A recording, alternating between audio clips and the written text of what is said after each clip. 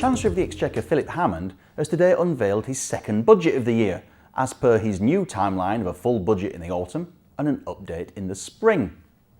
Now, once you hear that the FTSE 100, benchmark 10-year bond, or gilt, and the pound were all pretty much unmoved by the hour-long statement, then you can guess that the budget featured few sweeping policy changes, even if it did feature new initiatives on topics ranging from electric vehicles to fire safety, to investment in the north, to house building, to the mess that is the convoluted international tax system.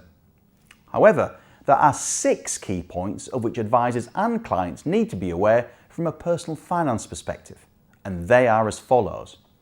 The personal income tax allowance will rise to £11,850 for fiscal 2018-19 for everywhere in the UK except Scotland, which will set its own threshold in its own budget on the 14th of December.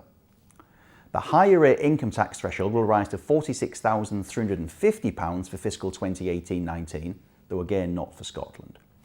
First-time buyers are to be exempt from paying stamp duty on property valued at up to £300,000 from today, although this will not apply to any purchase with a total value exceeds £500,000.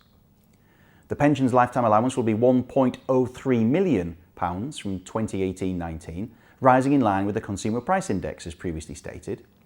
The junior ISA limit will rise to £4,260 for 2018-19, while the overall ISA limit will stay at £20,000, of which £4,000 can be paid into a LISA for those who are eligible. And finally, there are no changes at all to the annual allowance, tapered annual allowance, or money purchase annual allowance when it comes to pensions. From an investment perspective, the financial markets were again largely unmoved, even if certain sectors and stocks did see some activity. Although advisors and clients are unlikely to want to get too involved in the stock-specific moves, the big changes may be noteworthy when it comes to checking out the largest positions within any UK equity fund holdings. To look at the UK stock market first, when Mr Hammond stood up, the FTSE 100 was trading at 7448. An hour later, when he sat down, it was almost exactly unchanged. The only real movers looked to have been the house builders, Barratt, Persimmon, Taylor Wimpey and Barclay. They all sank to the bottom of the FTSE 100 in terms of their daily moves, with drops of between 1 and 3%. This may have reflected some disappointment with the structure of the Chancellor's £44 billion housing package, the absence of an extension of the Help to Buy scheme, and the launch of a review into the pace at which permitted land actually sees houses being built, which may, or may not, I should stress, have been a tacit accusation that the builders were holding land and not moving as quickly as they should have been, something the builders themselves will vigorously dispute.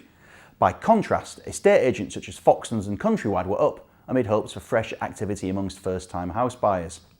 To turn to bonds, the yield on the benchmark UK 10-year government bond, or gilt, stayed really pretty much unchanged between 1.28 and 1.29%, as bond vigilantes welcomed the Chancellor's ongoing determination to reduce the annual deficit and rein in the aggregate deficit, at least as a percentage of GDP. Finally, the currency markets also took the budget in their stride. The pound largely shrugged off a downgrade to the Office for Budget Responsibility's GDP growth forecasts for the next 3 to 4 years. Sterling ended the budget speech largely unchanged against the euro just under 113, and an initial tumble against the dollar proved short-lived as sterling rallied to reach $1.3275. Thank you for watching, and I look forward to seeing you next time.